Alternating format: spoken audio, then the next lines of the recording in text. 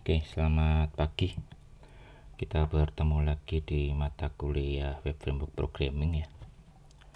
Masuk di week 12 ini harusnya kayaknya. 12. Authentication dan authorization.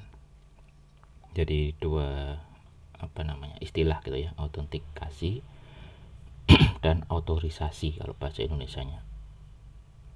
Otorisasi biasanya ya kalau di bahasa Indonesia kan. Kalau authentication ini autentikasi. Nah, kalau di bahasa Indonesia autentikasi, ini otorisasi.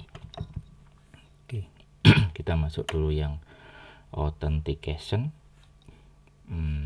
Authentication itu adalah proses untuk menjaga keamanan yang membuat user harus memverifikasi identitasnya begitu saat dia mau masuk gitu ya, mengakses website atau halaman tertentu. Kenapa memerlukan autentikasi? Ya karena memang kita ada website-website yang butuh untuk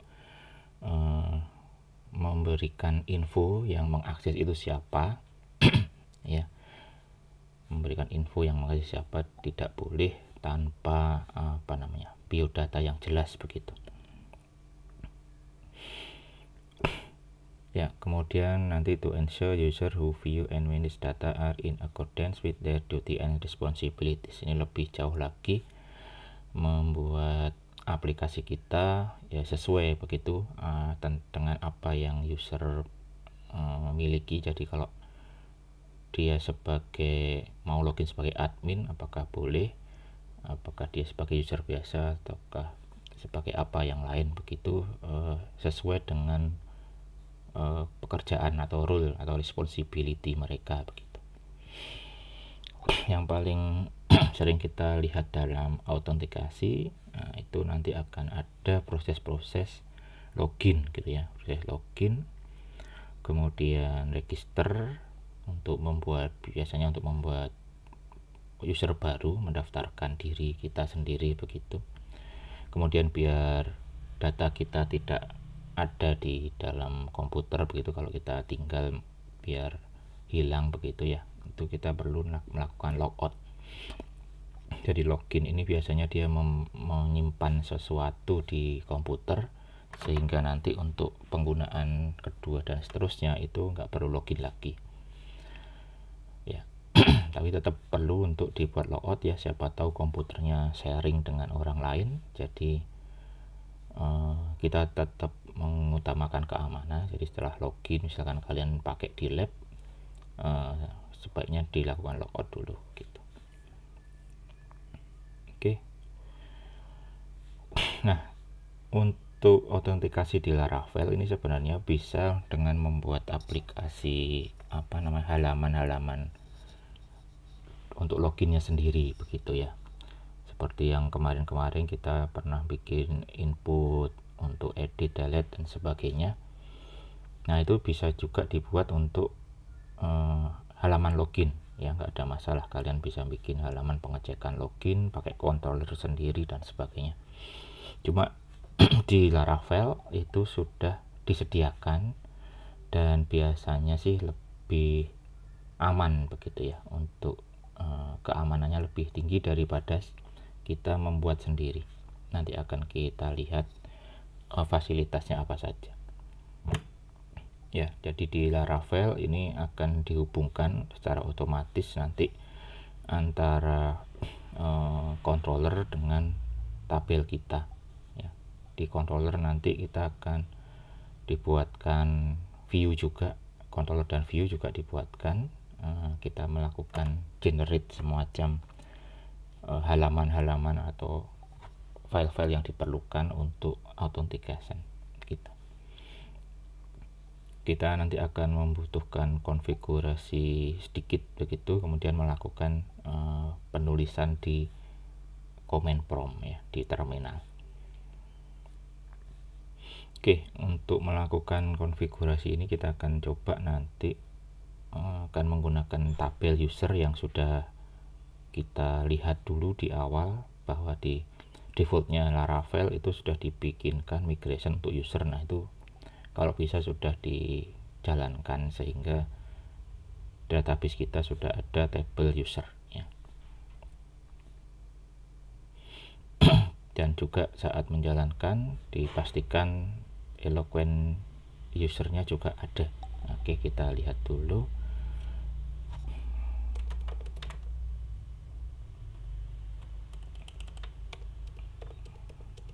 Tabel usernya, kemudian di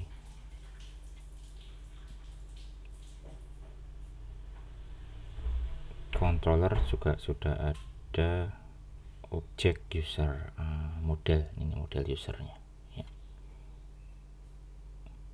Oke, sudah ada, kita siap untuk membuat autentikasi dari Laravel.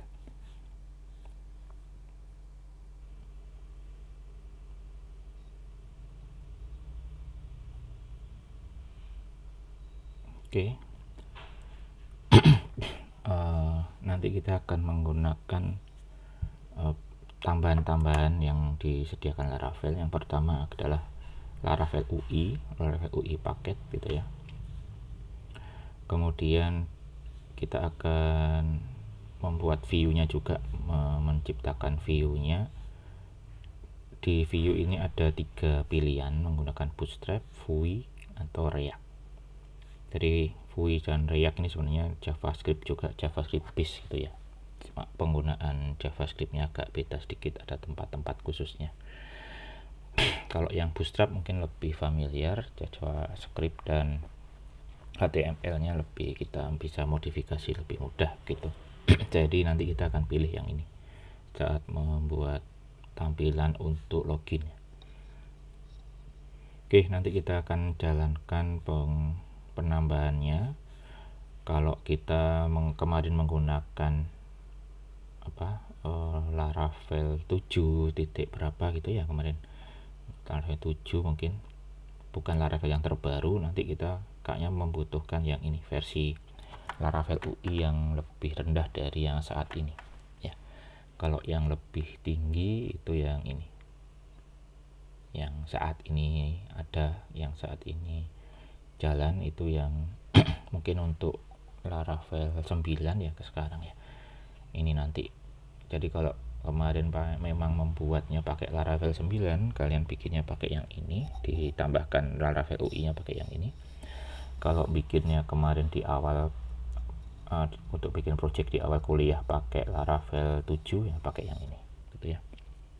Karena saya pakai Laravel 7, saya akan menggunakan yang Composer Require Laravel/UI, ada versinya 2.4. Oke, saya lakukan di terminal,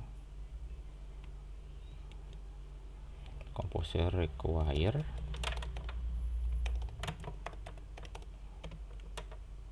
Laravel/UI versi caping itu mana, 2.4.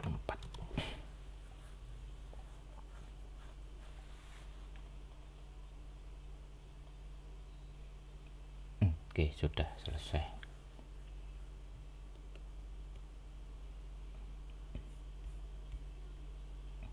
Oke, sama ya. Kemudian kita bisa ngecek apakah sudah terinstall atau belum dengan PHP Artisan UI -help. Kalau sudah ada penjelasan tentang penggunaan fungsi UI, nah itu berarti sudah terinstall ya, PHP Artisan UI -help. Nah itu sudah ya. Next, kita akan menginstal view-nya. Base-nya masih menginstal engine-nya dulu. Jadi ada 3 engine tadi, Bootstrap, kemudian Vue, sama React. Ya, masing-masing ada contoh penggunaannya di situ. PHP Artisan UI Bootstrap -out, itu juga Vue -out, ini juga React -out. Masing-masing ada kelemahan kelebihan dan kekurangan. Prosnya adalah kelebihannya ya, kelemahannya yang ini. Nanti bisa dibaca-baca sendiri, mungkin kita nggak akan fokus ke yang React dan Vue dulu. Oke, jadi langsung masuk, kita pakai yang Bootstrap, PHP Artisan UI Bootstrap minus out ya, Artisan UI Bootstrap minus out.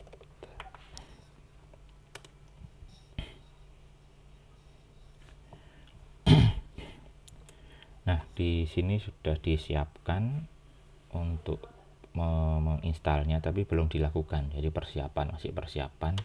Selanjutnya nanti kita jalankan npm install dan npm run dev ya. Kalau ditulis di sini kita bisa langsung gitu ya, dijalankan pakai perintah 2 ini langsung, tapi kalau di slide dijadikan 2. Jadi saat kita sudah sampai di sini, kita mendapatkan file, sebenarnya sudah mendapatkan file-file yang diperlukan. Kalau kita lihat ada di bagian controller, ada folder out. Nih, controller ada folder out, ini baru. Ya, jadi ini controller yang digunakan untuk keperluan autentikasi. Terlihat di situ, bisa dilihat dari namanya, confirm password, berarti ya controller untuk saat kita mengubah password saat konfirmasi gitu. Forgot password saat passwordnya lupa gitu ya, mungkin ada halaman lupa password, nah itu kita harus mengubahnya. Nah, controllernya ada di sini untuk penyiapan lupa passwordnya. Login, nah ini berarti controller yang mengurusi tentang halaman login. Register, halaman register. Reset untuk reset password. Verifikasi yang untuk halaman verifikasi. Nanti mungkin kita bisa lihat dia dipakai di mana. Yang kayaknya yang masih kita pakai yang ini dulu, login controller, sama nanti waktu register controller ya. Di sini nanti kita akan coba modifikasi. Oke, login dan register ya. Kemudian di routing ada 2 tambahan baris. Kalau kita lihat di routing web.php, nah ini ada 2 tambahan baris, out routes sama home controller index ya, nah, diarahkan ke home. Jadi home ini nanti kayaknya dimasukkan sebagai untuk yang halaman loginnya. Nanti kita lihat. Kita sudah mendapatkan beberapa file untuk controller dan routingnya. Kemudian kita juga sudah mendapatkan view ya, view untuk authentication-nya ya. Di dalam view di situ ada out juga. Ini untuk login, ini untuk tampilan saat login, ini tampilan saat register, ini tampilan saat verifikasi, ini tampilan saat confirm, email, reset, dan sebagainya gitu. Cuma saat kita jalankan, misalkan kita kasih localhost, nanti kita stop dulu ya, nanti saya stop lagi. Ini saya jalankan dulu PHP Artisan serve-nya.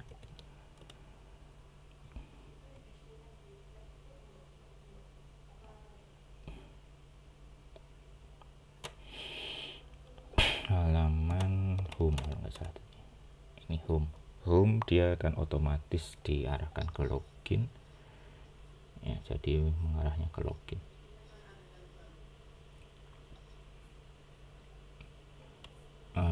Tampilannya masih begini gitu ya, karena memang prosesnya belum selesai, kita masih menyisakan pemanggilan PHP npm run dev sama npm apa tadi, sebentar ya. npm install sama npm run dev. Npm install sama npm run dev. Oke, selanjutnya kita akan menjalankan npm install dan npm run dev agar tampilannya tidak ugly kalau di situ disebutnya ya, tidak jelek seperti itu. Tidak jelek seperti ini.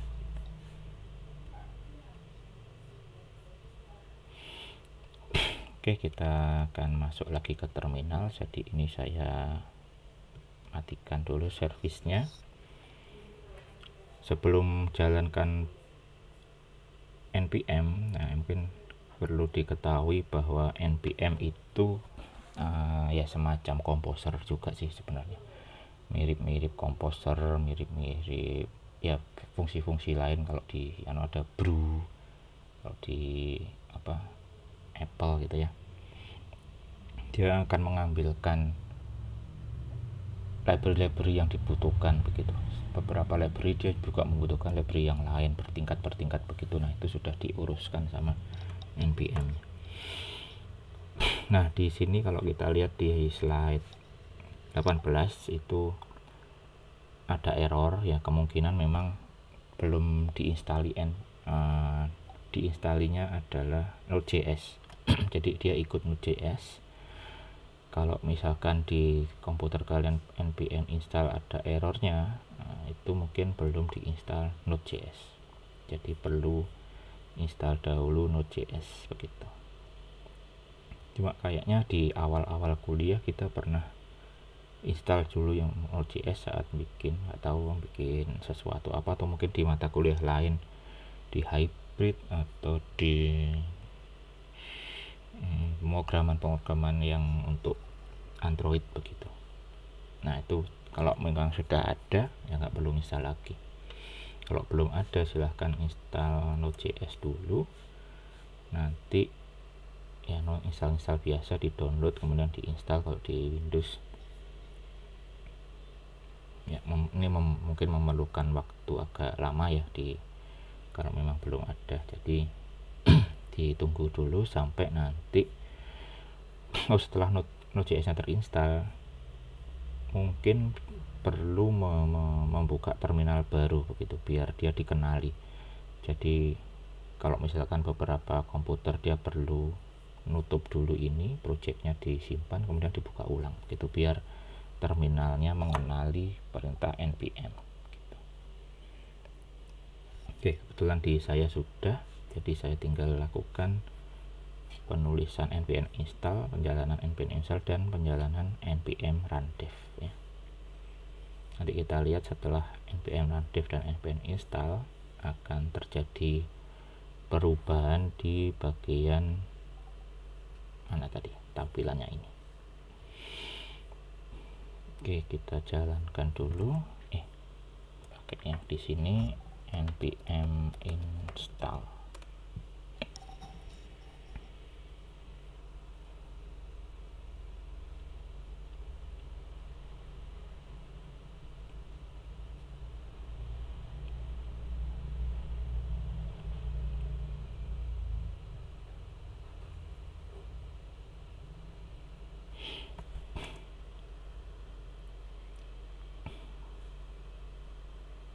Jadi ini penyiapan untuk halaman login gitu ya. Nanti kita akan gabungkan halaman login yang digenerasikan oleh Laravel dengan aplikasi kita.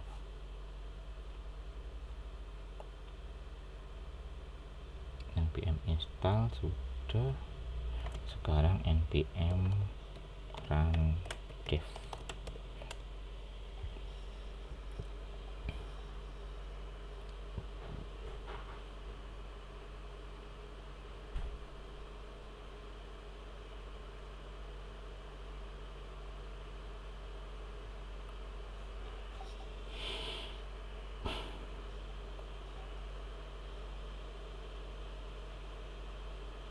Oke, dia memasukkan beberapa file begitu di bagian CSS, JS dan CS dan CSS ya. Ada app.js dan app.js. Jadi kita nanti coba lihat-lihat kalau misalkan mau mengubah tampilan bisa di CSS nya itu. atau kita langsung ke view-nya, kita coba lihat nanti. Oke, sekarang sudah, saya save ulang, kemudian saya restart, refresh yang halaman ini. Nah, jadi begini tampilannya ya. Sudah ada Laravel di sini. Untuk judulnya nanti mungkin kita bisa ubah. Nah, kita coba lihat view-nya ya. View-nya itu ada di login ini kayaknya. Login.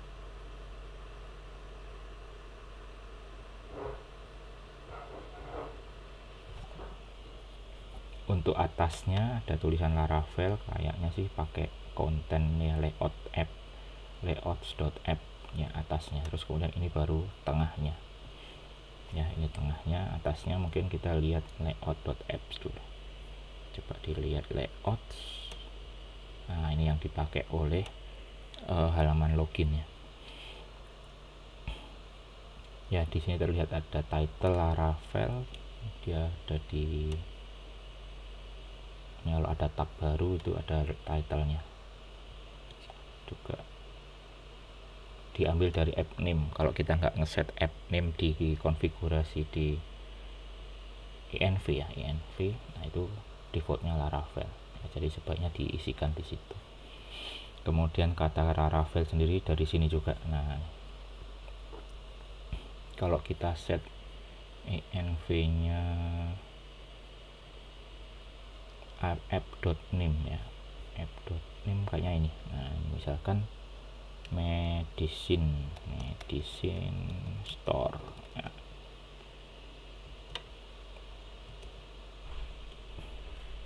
Coba di refresh.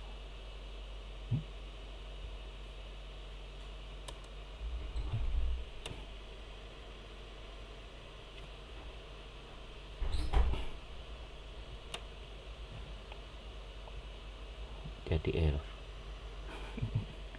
Langsung dibaca dulu ya biar gampang. Kita ubah langsung di app.split nya. Nah, ini langsung aja, misalkan mungkin ada pengecekan nama dan sebagainya, medicine store gitu.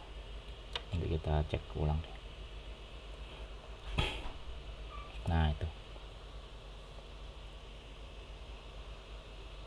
bisa juga kalau mau dikasih gambar kemarin di sini ya, pakai image imgsrc untuk kemarin sudah pernah bikin logonya gitu ya, bisa ditaruh di situ juga.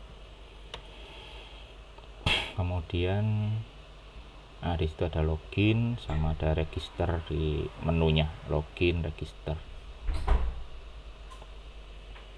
Oke, kemudian di bagian tengahnya ada halaman login di sini. Ada kayak tempat login. Itu diambil dari mana tadi, view login blade. Nah, kayaknya ini ada card header ya, card header itu di sini. Ini card, bentuk card. Misalkan ini saya ganti dengan silahkan login gitu ya.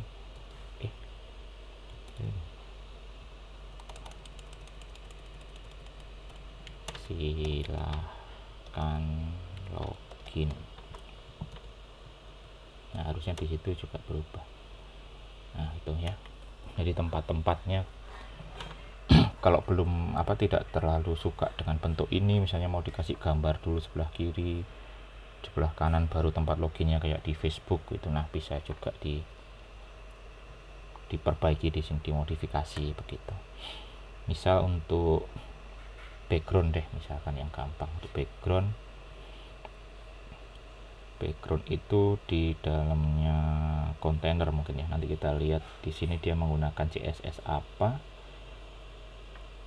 Kembali ke layout lagi. Di sini kan ada, nah ini JS dan CSS nya yang ini CSS app CSS asset, berarti di public CSS/app CSS. Nah, untuk mengubah tampilan dari CSS, kita bisa mengubah di situ app.css. Publiknya mana?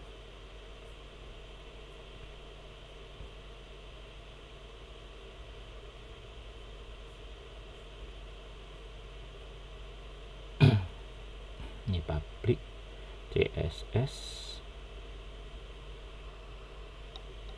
app. Enggak ada. Oh, ini HTTP app database. Ini public. Oh, ini aset, bukan di dalam aset di CSS. Nah, ini di sini. Ini digeneratkan dari yang npm run dev tadi. Nah, ini untuk ganti-gantinya, kalian bisa ganti di sini. Misalkan body backgroundnya kan kayak putih ya, misalkan saya ganti agak biru, saya simpan, di refresh. Nah, itu agak biru gitu ya. Jadi meskipun digeneratkan, tetap memungkinkan kita untuk mengubah. Kalau mau dikasih gambar, misalkan cari image backgroundnya apa, medicine background gitu ya, medicine background, medicine background.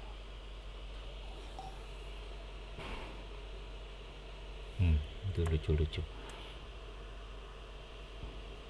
ya. Nah, ada yang berbayar, cuma nanti coba dicari yang nggak berbayar ya. Saya coba yang ini,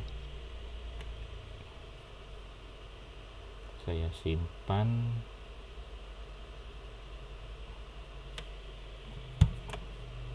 Di saya ada di development, ini apotek D.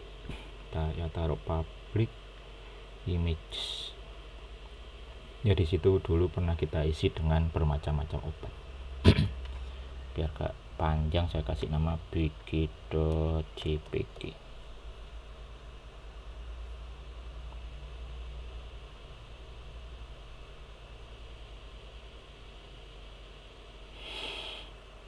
Kemudian, nah di sini kalau background color itu untuk warna, dia akan dipakai jika tidak ada image. Nah, kalau pakai ada image, dia nanti akan menggunakan image-nya gitu.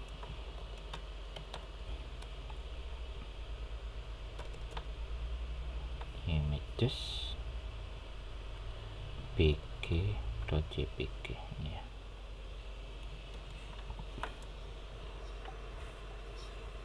Dicoba.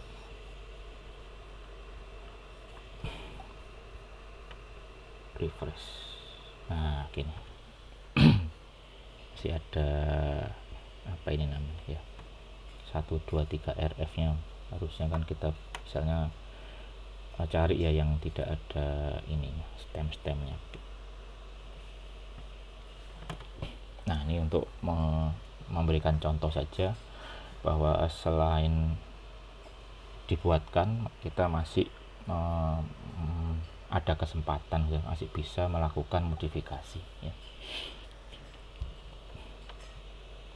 Oke, selanjutnya kita akan masuk lebih dalam untuk menggunakan objek-objek yang sudah dibuatkan tadi, yang digeneratkan, yaitu untuk login. Kemudian kita nanti sambung lagi dengan otorisasi.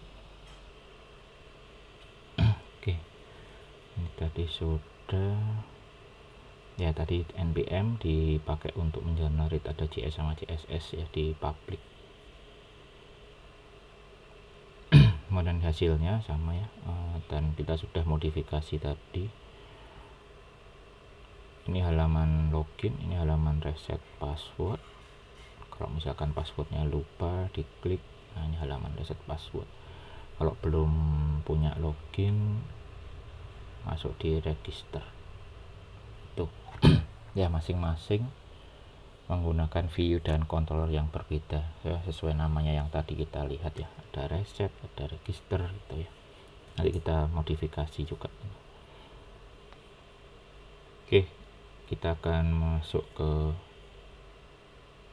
ini yang register. Kita akan masuk ke penggunaan autentikasinya.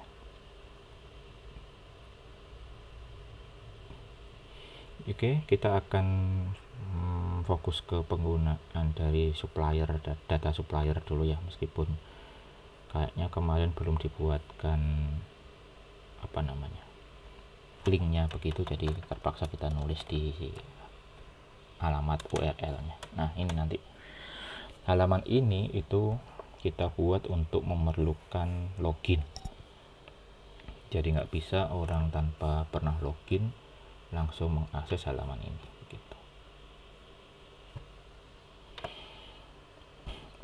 Ya kalau mau bagus bisa dibuatkan dulu di sini supplier. Mungkin dashboard bisa dibuka oleh orang biasa, tapi nanti saat klik supplier dipaksa untuk masuk dulu ke halaman login begitu. Ya kayak begini suppliers, ini masih bisa. Nanti kita coba paksa dulu ke halaman login dengan menggunakan yang namanya middleware. Jadi kasusnya ya kita tetap bisa masuk ke halaman login apabila sudah pernah halaman supplier, apabila sudah pernah login sebelumnya, ya siapapun itu masih. Jadi pokoknya sudah pernah login. Kemudian kita akan memodifikasi routing dan controllernya gitu. Kita akan menggunakan yang namanya middleware ya. Middleware adalah mekanisme dari Laravel untuk memfilter request. Ya, middleware-nya di sini dipasang untuk autentikasi. Jadi sebenarnya bukan hanya autentikasi. Jadi dia kayak melindungi dulu dari app-nya, habis respon sama habis request sama responnya gitu. Harus melewati dulu middleware gitu ya. Dimana middleware yang di sini nanti kita kasih middleware untuk autentikasi, sehingga dia harus melewati autentikasi dahulu begitu. Ya, implementasinya cukup mudah, tinggal dikasih panah middleware out, sehingga untuk memanggil routing ini dia harus masuk ke middleware out dulu, dimana out itu memaksa kita untuk mengecek apakah pernah login atau tidak. Nah, caranya kita bisa menambahkan begini, middleware out di setiap baris yang karena tadi supplier, kita taruh di setiap baris yang terkait supplier ya, begini, middleware out begitu. Jadi kalau kita lihat di PHP nya yang terhubung dengan supplier kan cukup banyak ya ini kemarin ya, ini supplier get data, delete data dan sebagainya. Ini masing-masing dikasih panah, termasuk yang resource nya ini masing-masing dikasih panah dulu. Middleware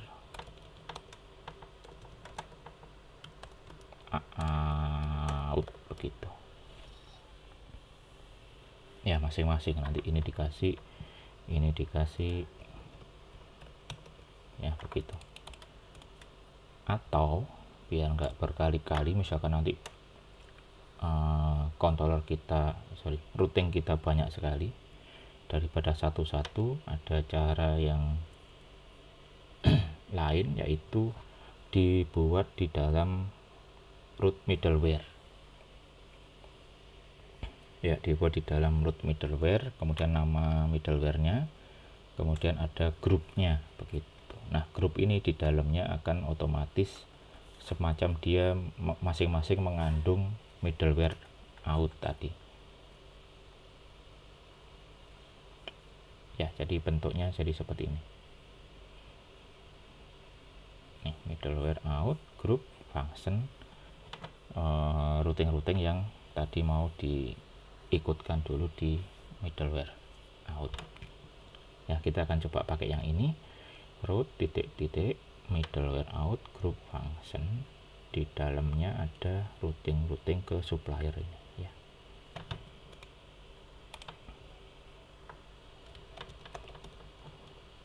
root middleware.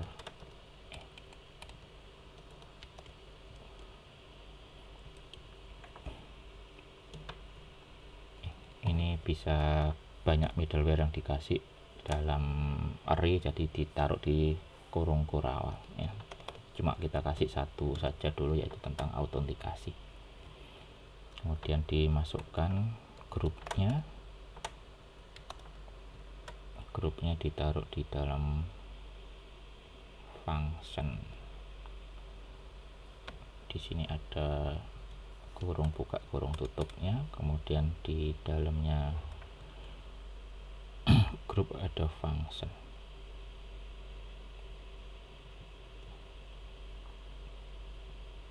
Keliru ya, grupnya begini ya, ini functionnya di sini. Nah gini, jadi ini ditaruh tutupnya, di bawahnya routing yang tentang supplier.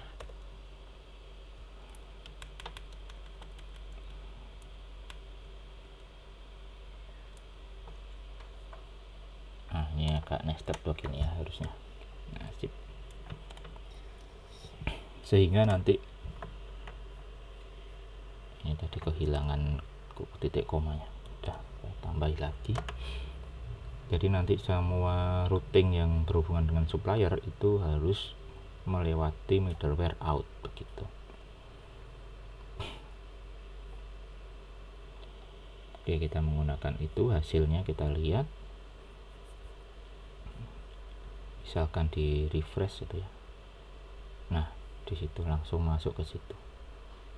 Ya, kalau nggak percaya silahkan dicoba lagi saat kita nulis supplier di run. Nah, kesini lagi, diarahkan ke /login lagi.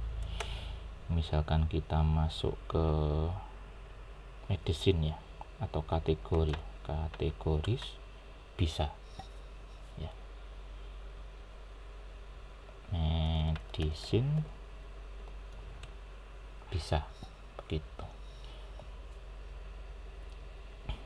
Yang pas supplier nggak boleh ya, karena memang kita tambahkannya di supplier.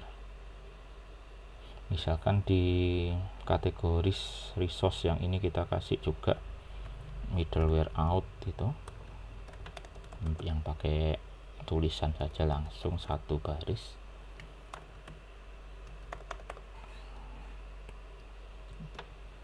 Ya, kita coba lihat yang kategoris.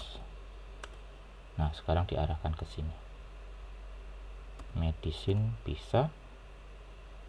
Kategori yang klik di sini aja ya, klik di sini, diarahkan dulu ke sini gitu.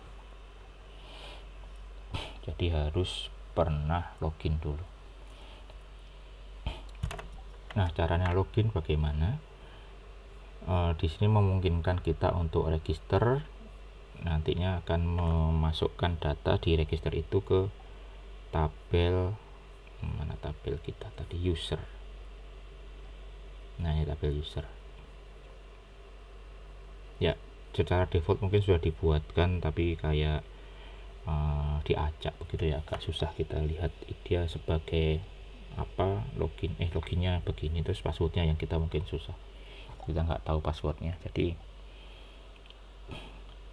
lebih baik kita akan register dulu biar tahu passwordnya saat kita nanti pakai usernya tadi. Oke.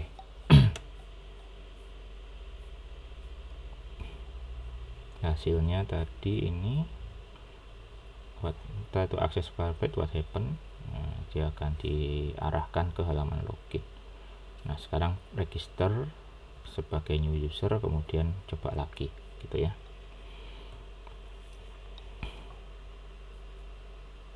Oke, kita coba register, namanya misalkan A, emailnya a@a.com, password 123456789, 123456789, register. Nah, ini sudah masuk, you are login. Kalau kita lihat, nah sudah masuk di sini di halaman login. Saat kita masuk ke suppliers bisa gitu ya. Saat kita masuk ke supplier bisa, saat kita masuk di kategori juga bisa, karena kita sudah pernah login. Nah, gimana kalau misalkan kita coba lagi untuk logout gitu ya.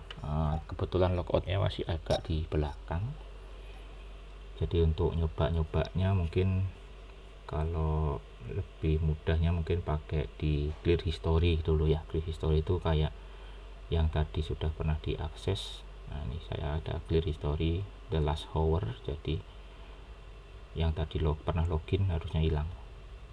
Nah, nanti saat saya klik lagi kategori, diarahkan lagi ya, karena dianggap belum pernah login ya. History dari Safari ini saya dihapus gitu. Cookiesnya juga hilang. Jadi kita bisa login lagi, nyoba login yang lain begitu. Oke.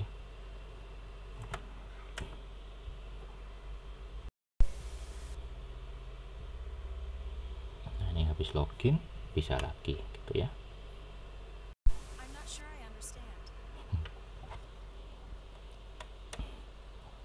Oke. Itu kita sudah mencoba memasang autentikasi ya, memasang autentikasi untuk beberapa halaman. Oke.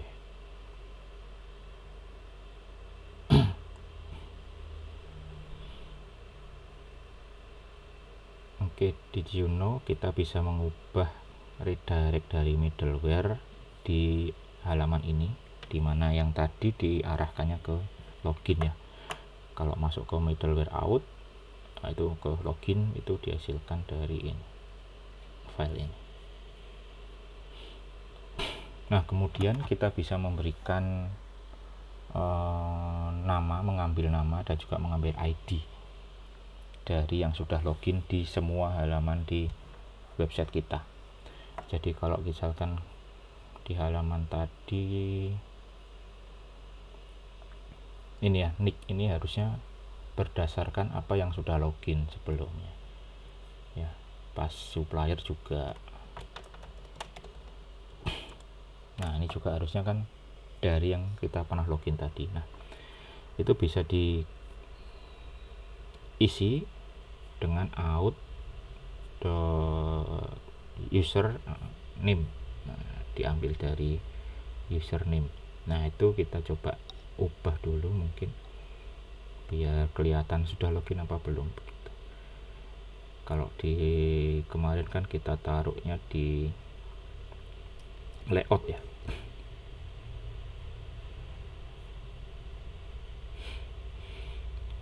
Layout bukan layout yang ini, layout yang Kongware ada namanya nick tadi. Nah, ini nick ini kita ganti dengan apa tadi, out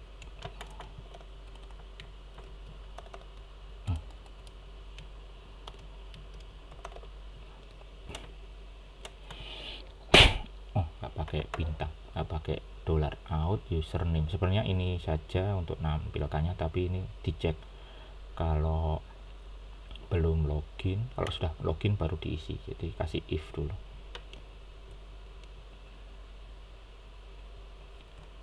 Out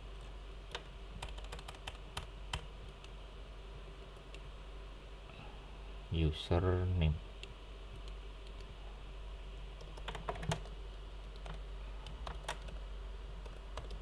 Nah, gini ya, sebenarnya begini dulu, cuma jika belum ada nanti ini akan error ya. Saat logout ini, saat diakses jadinya error. Biar nggak error dikasih if itu tadi. Nah, tapi kalau kita sudah login begini nggak error ya. Nah, itu jadi A namanya.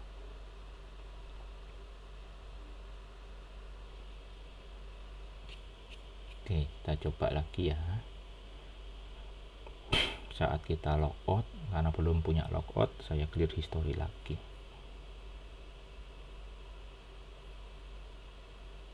Nah, saat saya akses supplier kan masuk ke ini. Saat saya akses medicine, nah error. Ya, trying to get property name. Nah, ini pada objeknya ini nggak ada, makanya perlu dikasih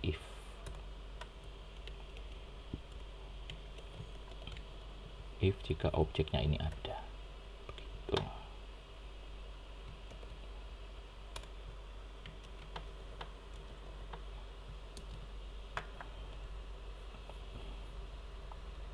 Nah, biar halaman-halaman mungkin bisa dikasih else, ini dikasih else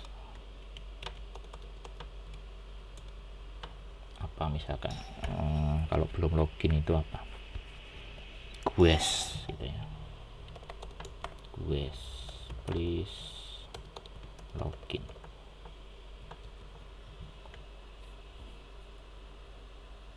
Nah gitu, jadi dia belum login. Coba kita masukkan di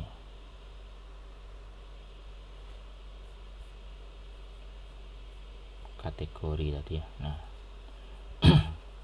terus kita coba daftar yang lebih panjang, namanya Daniel Hari Prasetyo. Kalau tadi mungkin nggak terlalu kelihatan, ini biar kelihatan. Dan staff Ubaya ACID, passwordnya sama.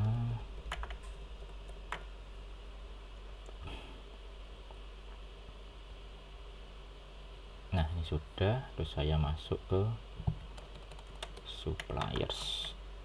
Nah ini masuknya di sini gitu ya, kelihatan yang login siapa.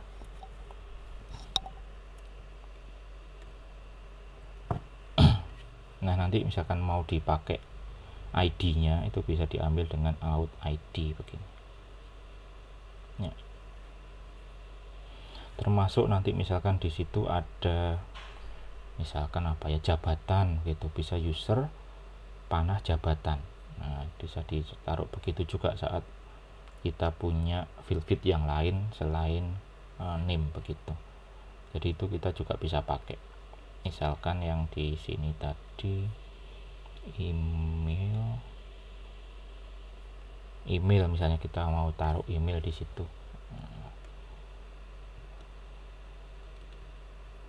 Name, out name, dikasih lagi mungkin di out email misalnya.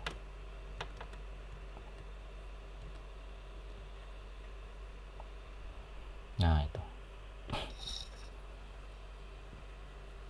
jadi kita bisa mengambil data-data yang ada di satu row dengan yang kita login tadi ya. Misalkan di sini ada tambahan jabatan, pangkat, golongan dan sebagainya. Nah itu bisa dipakai juga. Oke, saya hapus ya. Nah, yang kita perlukan namanya dulu.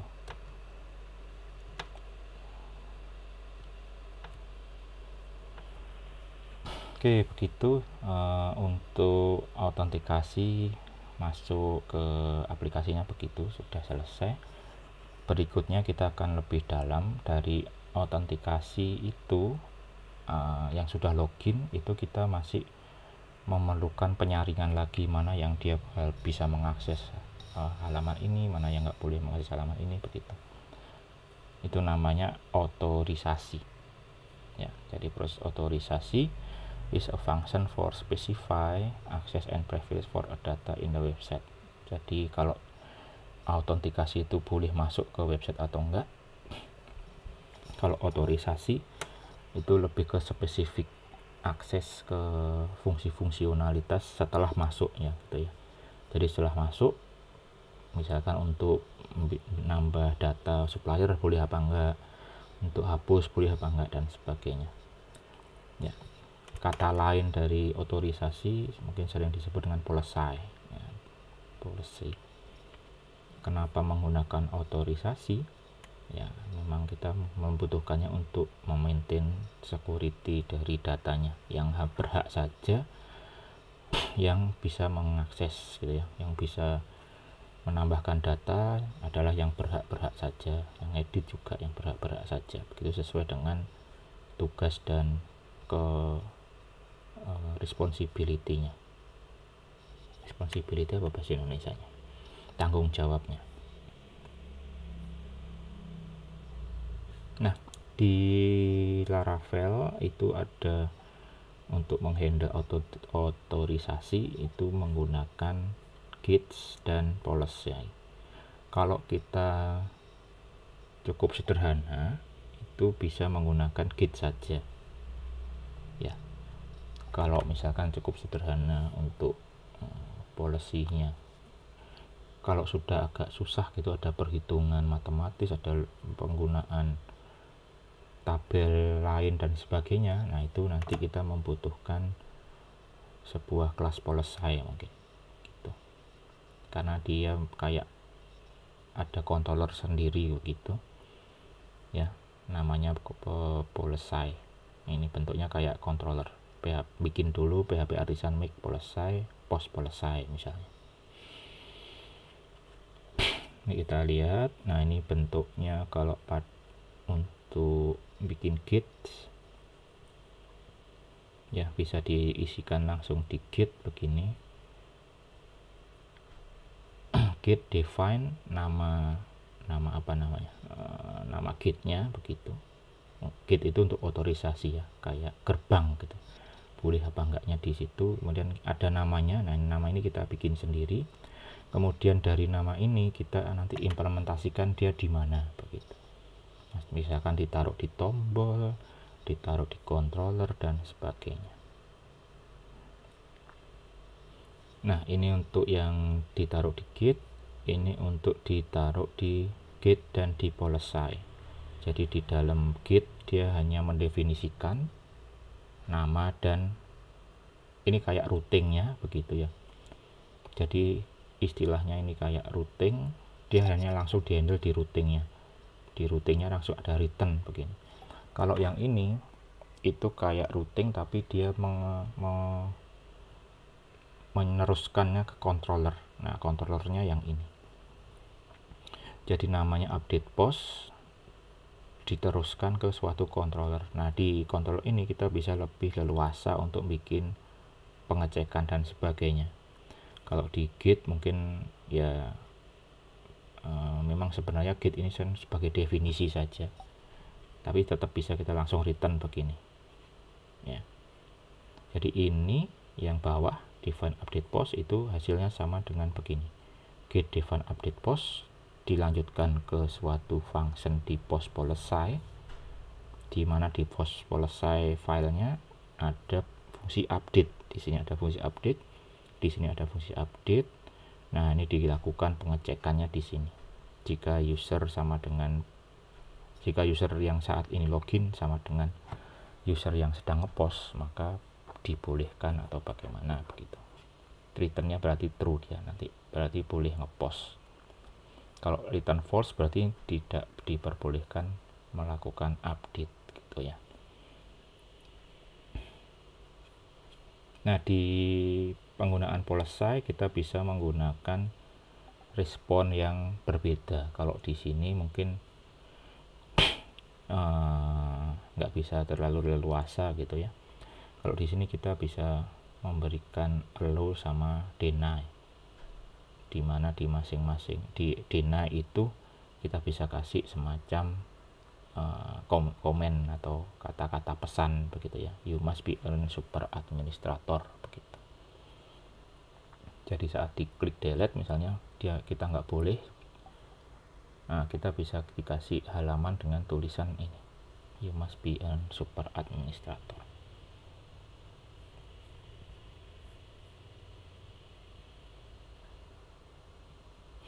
Nah, di Git itu juga bisa diberikan di saat sebelum dan sesudah gitu ya.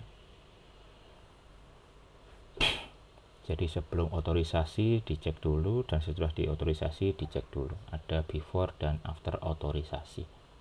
Ya, mungkin perlu dilakukan, misalkan setelah otorisasi dilakukan ada penginputan ke suatu log begitu, nah bisa ditaruh di after begitu. Di before juga bisa juga sih, terserah kita mau menggunakannya bagaimana. Tapi di mata kuliah ini belum dipakai. Kemudian untuk policy file khusus begitu yang digunakan untuk mendukung gates tadi. Nah, ini seperti controller ya. Policy has a logic similar with controller. Ya. Interact with model and function with true and false. Jadi nanti hasilnya returnnya adalah true atau false. Boleh lakukan atau tidak boleh dilakukan. Di situ bisa menggunakan mathematical expression, bisa juga di dalamnya pakai eloquent, DB query dan sebagainya. Misalkan mau ngecek yang berdasarkan isi dari tabel-tabel yang lain, bisa dilakukan dulu di situ. Ya, kemudian yang return tadi ada allow sama deny.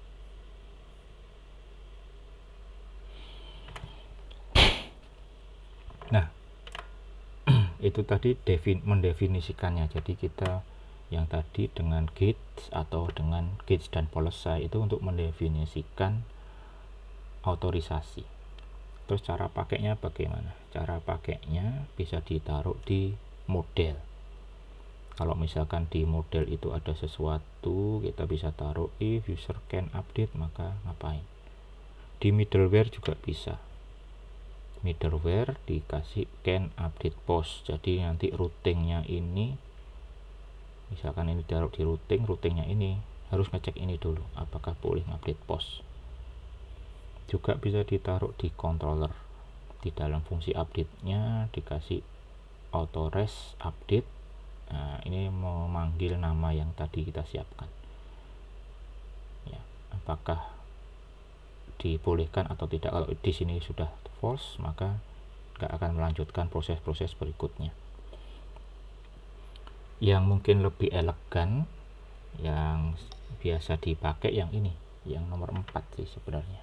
Jadi kita hilangkan, memang kita hilangkan dari awal gitu ya.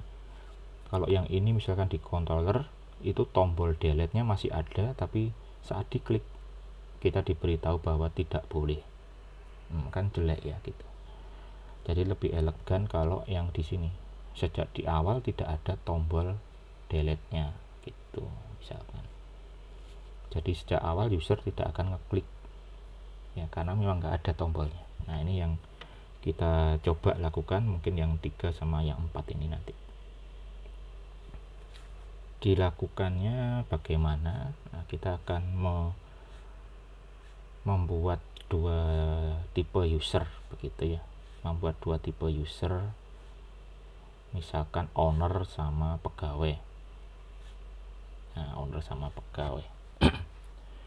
jadi yang saat kita login tadi, kita akan bisa mengambil dia semacam kategori usernya, dia sebagai owner atau pegawai. Kalau misalkan pegawai, maka kita tidak tampilkan tombol delete-nya, atau saat kita klik delete akan masuk menjadi error begitu ya. Kita akan melakukan itu, jadi ada persiapan dulu sebelum melakukan implementasinya, karena kita siapkan dulu data untuk field kategori di user gitu ya. Pre-exercise modify database dimulai dengan memodifikasi tabelnya dulu.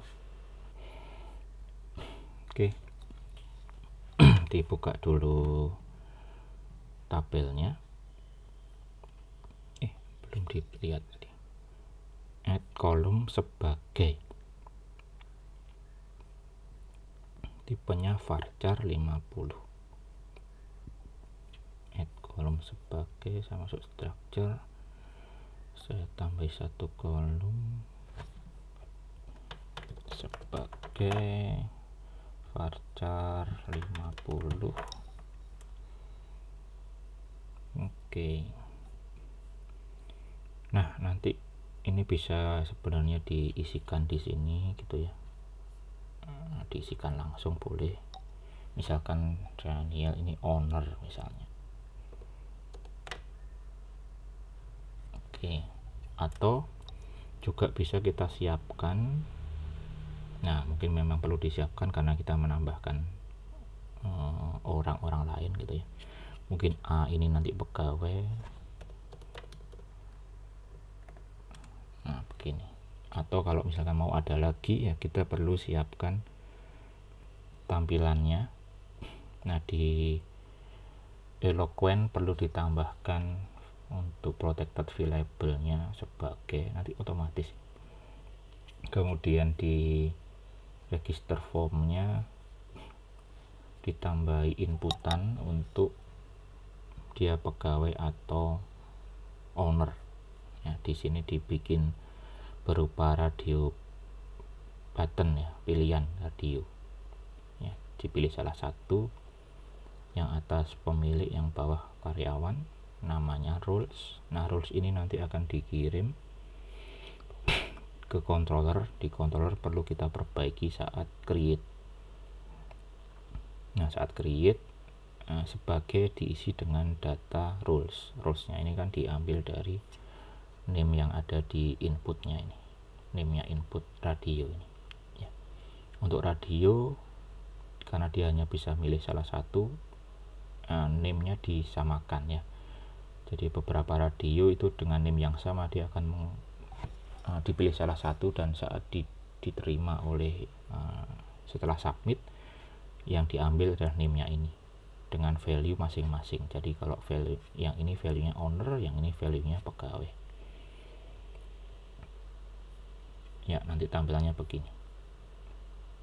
Nama sebagai, kemudian yang lainnya sama seperti yang sebelumnya. Jadi kita sisipkan satu secara database tadi sudah, kemudian kita tambahkan di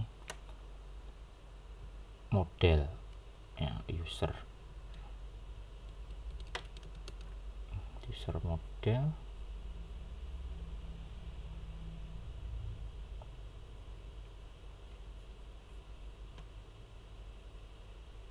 Field label ini ya, field label ya, tadi namanya sebagai.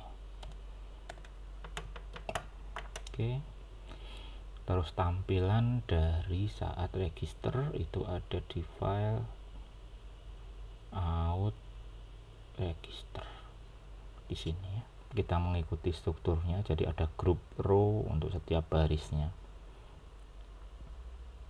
Ini email, ini nama, berarti kita taruh di atasnya nama. Strukturnya kita mengikuti sehingga kita kopas satu row ini dulu.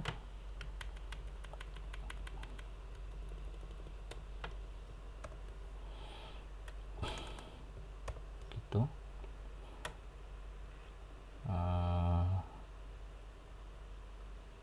Ini apa namanya? Sebagai, for sebagai. Ini juga sebagai misalnya. Kemudian bawahnya ini ada call MD6, tempat untuk input ya. Ini di situ tadi ada input, tipenya radio, name-nya role, ada kelas tertentu enggak? ID mungkin belum dipakai ya. Value-nya owner, value owner, karena radio dia bentuk bulatnya saja, jadi masih perlu dikasih label for-nya owner, tulisannya pemilik ya. Tulisannya pemilik, cuma nanti saat masuk di database yang kita ambil ini owner. Oke, saya kopas. Radio role ininya tadi pegawai, tapi tulisannya karyawan.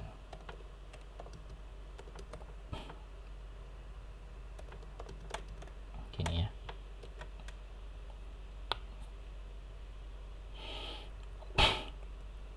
mau dilihat dulu tampilannya, bisa lihat saat register.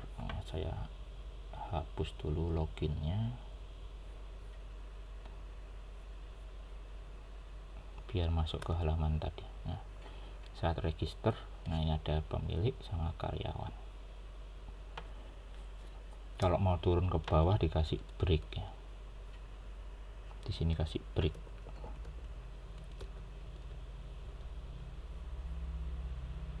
Nah, gitu.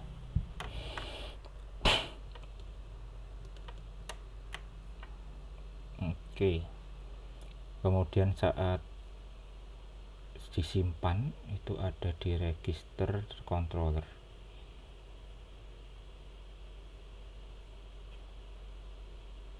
Outnya mana? HTTP controller out register. Nah, di sini saat create sebagai kita isi dengan data apa tadi, role. Nah, begini kita akan coba bikin satu. Tadi saya sudah punya A sebagai pegawai, Daniel sebagai owner. Nah, saya coba tambahkan lagi dengan menggunakan ini tambahan memodifikasi halaman register ya. B namanya sebagai karyawan, b@b.com, passwordnya sama.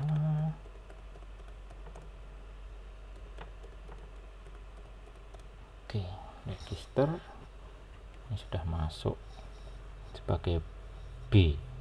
Nah, kita cek datanya. Itu ya, B masuk sebagai pegawai.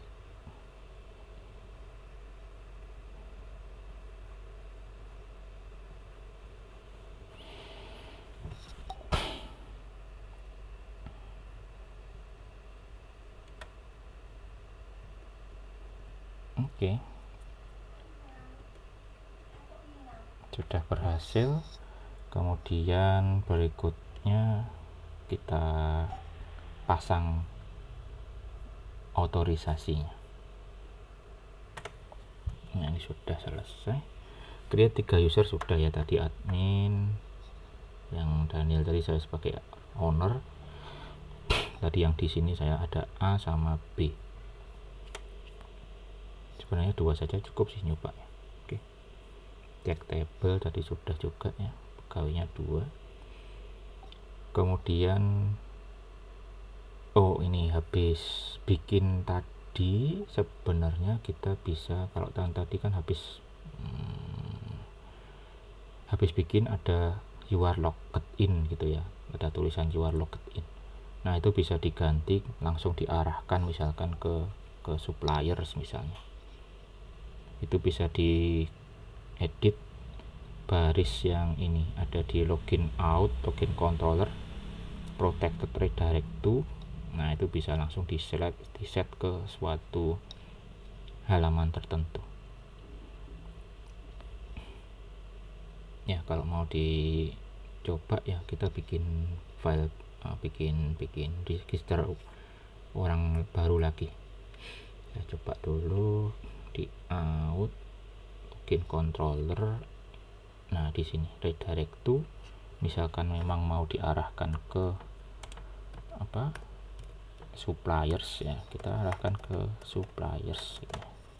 Begitu. Kalau misalkan mau masuk ke halaman index atau home atau dashboard, nah ini bisa disesuaikan. Ini saya coba dulu, saya register ulang ya, sekalian bikin logoutnya kali ya.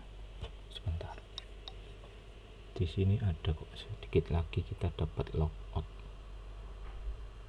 Ini yang username tadi sudah kita implementasikan. Nah, ini dia logoutnya sekalian. Logout itu menggunakan fungsi root logout dengan metode post. Jadi kita harus bikin dia nggak cuma link begitu, tapi harus bentuk form. karena mengandung CSRF juga ya. Jadi untuk logoutnya bentuknya begini, mungkin ID-nya nggak perlu ya, mungkin ya, ini kan buat satu kali ini saja. Bisa langsung ke action, metodenya post, kelasnya juga mungkin nanti kelasnya tergantung bentuknya, ini bentuk tombolnya jadi bagaimana ya. Mungkin bisa dihilangkan dulu kelas sama ID kayaknya. Kita fokus ke action sama metodenya, kemudian CSRF. Yang di sini kemudian buttonnya adalah button tipe submit ya, dikasih warna merah, button danger. Di sini ada apa, FA key itu untuk bentuk dari ikonnya. Ini mungkin juga bisa diabaikan dulu, boleh ya, biar cepat. Oke, saya akan pakai logoutnya sekarang. Saya taruh di sini biar bisa. Nah, ini kan keyword login. Ini yang tadi harus bisa diarahkan langsung dengan mengganti ini tadi ya, nanti akan kita cek. Kemudian untuk logout, nah di sini bisa pakai logout sih kalau memang di halaman ini, tapi di halaman misalkan di halaman suppliers, nah ini kita taruhnya di sini. Nah, di logoutnya ini, oh kuncinya sudah dari sana tadi, dimana file yang ini itu ada di file layout kayak Kongware ya. Nah, kita cari logoutnya. Nah, di sini nih.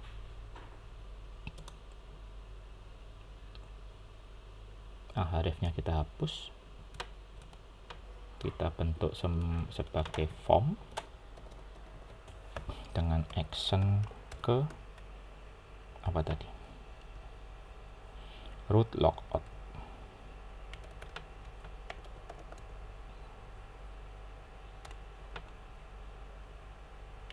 Rootnya ini sebenarnya sudah dibuatkan, jadi kita tinggal pakai. Kok root logout,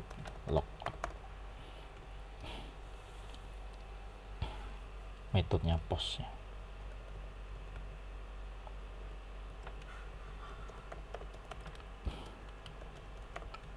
Oke, ini di dalam form, kemudian dikasih CSRF,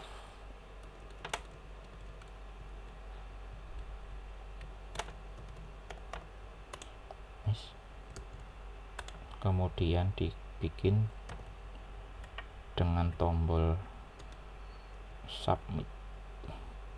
Add-nya juga masih sudah hilang. Tapi input dengan kelas btn danger ya, dengan tipe submit. Gini tulisannya logout, buttonnya ditutup.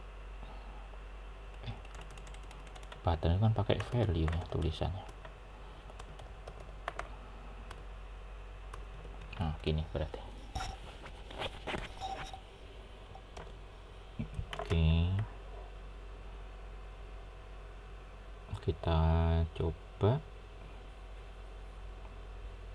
di refresh, kemudian kita logout. Ini kalau kebesaran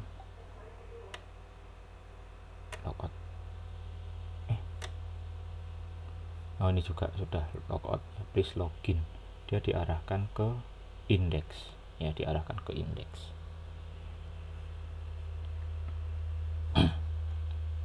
Ke slash biasa ya. Kalau logout diarahkan ke index lagi, tapi dia belum login. Kalau mau login harusnya ada tombol login di sini ya, biar bagus ya. Bisa apa-apa, kita paksa login dengan masuk ke kategori atau supplier gitu. Kemudian saya tadinya mau mencoba yang register, misalnya yang niche, karyawan lagi, email address c@c.com, passwordnya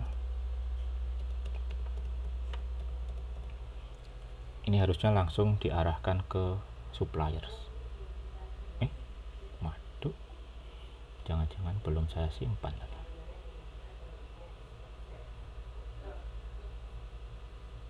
Yang register controller ya, login controller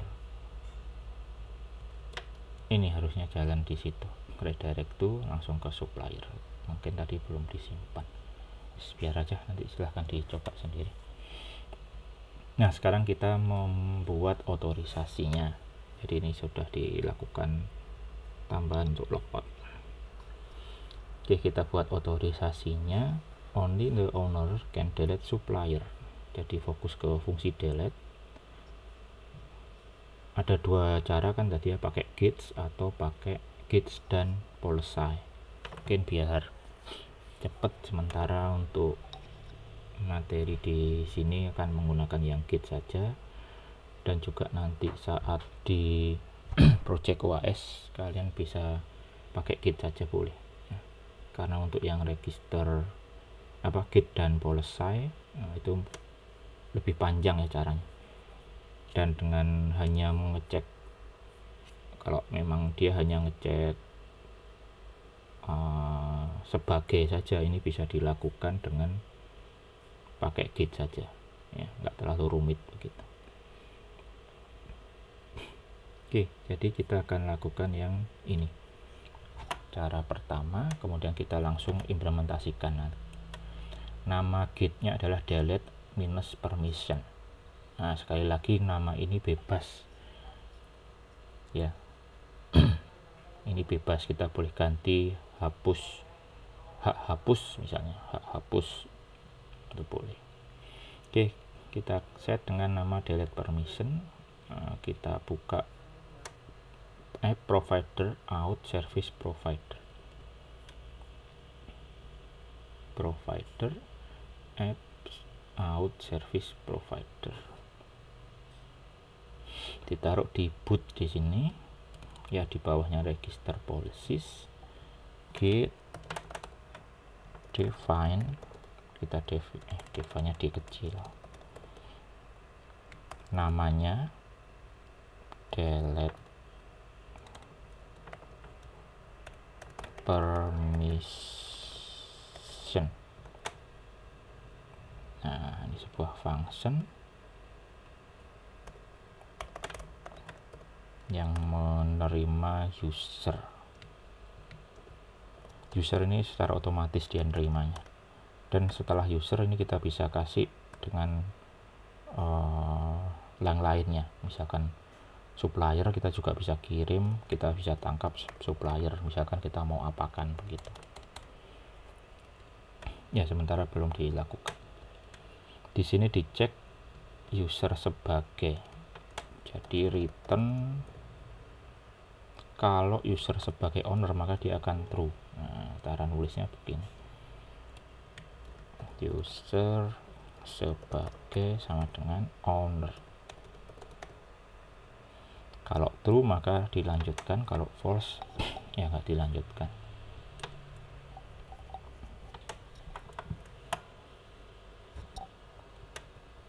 Oke, kita bikin yang pakai gits only dulu. Nanti kalau sudah berhasil kita implementasikan, kita bisa taruh di kita bisa buat yang dengan git dan dengan policy gitu ya. Nah, misalkan kita taruh yang di controller, jadi tombolnya tetap ada, tapi saat diklik mau menjalankan destroy itu dilakukan pengecekan otorisasi ini ya. Kita taruh di destroy dari supplier controller.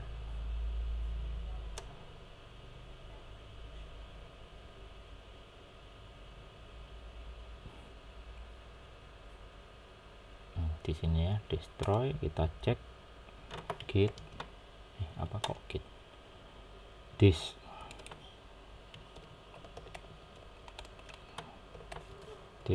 authorization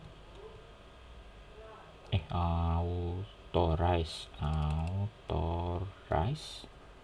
nama dari gate-nya tadi delete permission.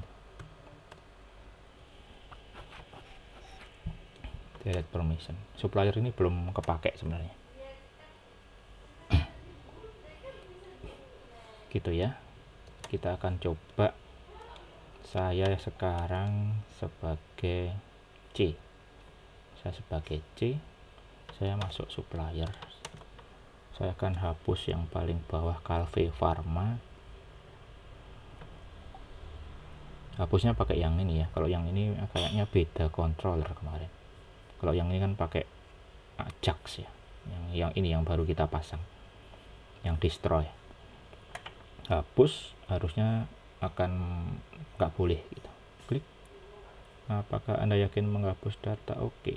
Nah, ini this action is unauthorized. Itu untuk si C. Kalau saya log out, saya loginnya nggak di sini. Loginnya lewat sini aja.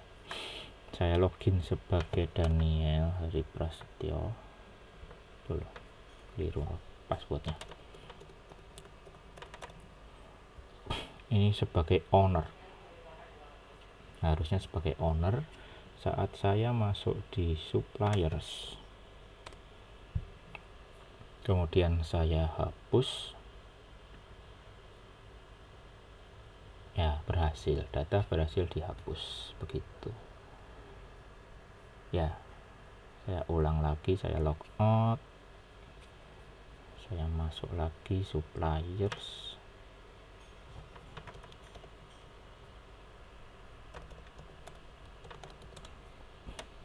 sebagai A.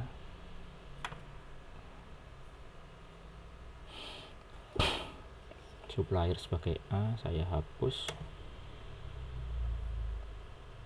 Tak boleh gitu ya.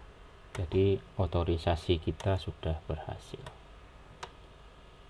Tapi sekali lagi kan jelek gitu ya kalau misalkan ada tombolnya tapi kita klik nggak boleh ya, kayak PHP gitu ya.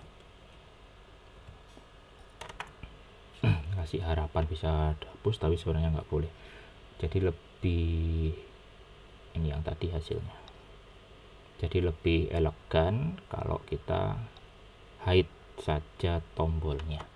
Nah, itu kita bisa menggunakan gate itu digunakan dengan directive can. Nah, can sama and can.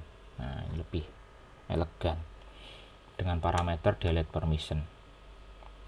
Jadi ini nama gate-nya tadi delete permission, ini belum dipakai juga.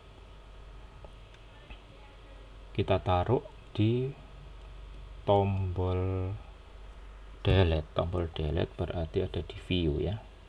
Coba masuk di supplier index. Nah, di view-nya index ada tombol hapus. Hapus di atas. Ini delete yang kedua, ini dia. Di sini dikasih can, apakah boleh? Pengecekannya untuk delete permission.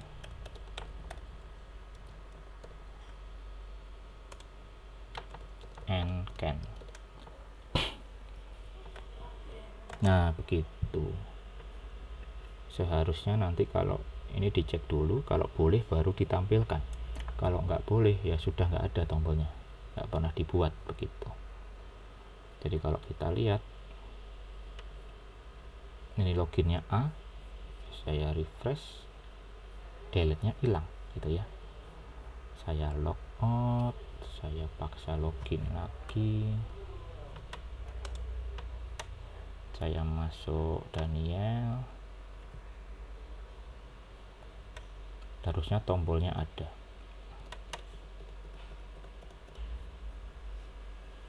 Nah, tombolnya ada itu.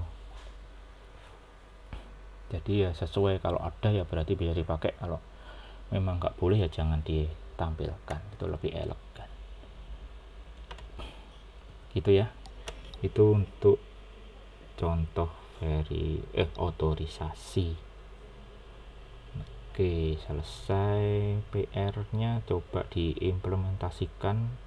Gampang, ini tinggal di copy caranya. Owner juga sudah ada ya, tinggal diimplementasikan di produk.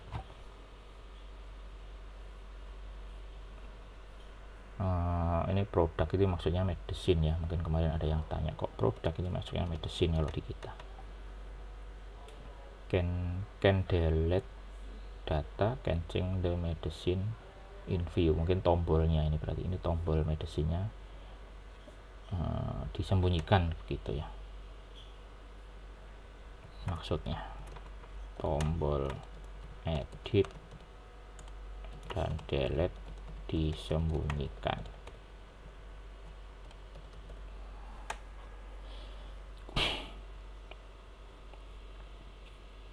Oke, terima kasih. Kalau ada error-error atau apa, mungkin nanti agak awal-awal mungkin beberapa error terkait versioningnya agak beda-beda, nanti bisa tanya via Japri maupun di grup ya. Terima kasih, salam sehat.